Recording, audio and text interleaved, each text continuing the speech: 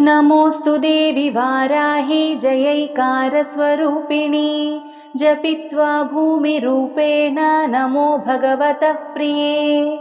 जय क्रोडास्तु वाराहि देवि त्वां च नमाम्यहम्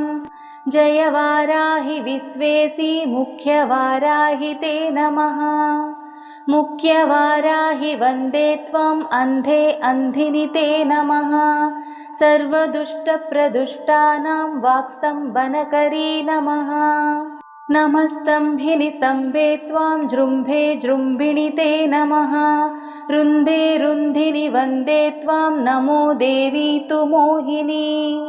स्वभक्तानां हि सर्वेषां सर्वकामप्रदे नमः